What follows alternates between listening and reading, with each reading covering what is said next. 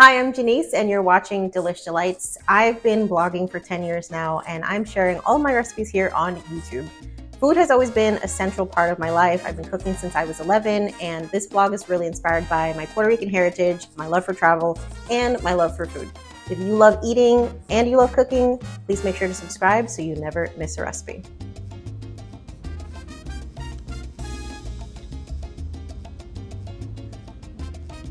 To make the perfect white rice, you have to make sure that you rinse your rice. I rinse it until the water runs clear, and for this recipe, I'm using medium green rice, which is very typical of Puerto Rico. I'm going to use 1 1/3 cups of water, and I'm going to make sure to add a good pinch of salt to the water because that's what's going to give your rice flavor.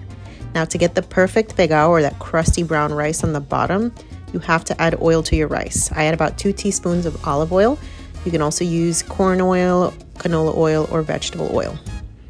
Once the water has come to a boil, add your rice that has been rinsed off, stir it, and then you're gonna let the water evaporate until you see little holes in the rice, like little channels or tunnels. Once you see that, you wanna scrape all of the rice and make sure to put it in a little mound in the middle of the rice pot.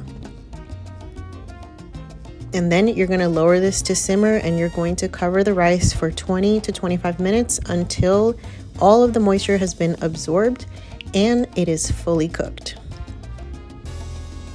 To get the link for this pot, all you have to do is head over to the link in the description. And just like that, you have the perfect white rice that you can put on the side of any of our delicious stews that you can find on the blog at delishdelites.com.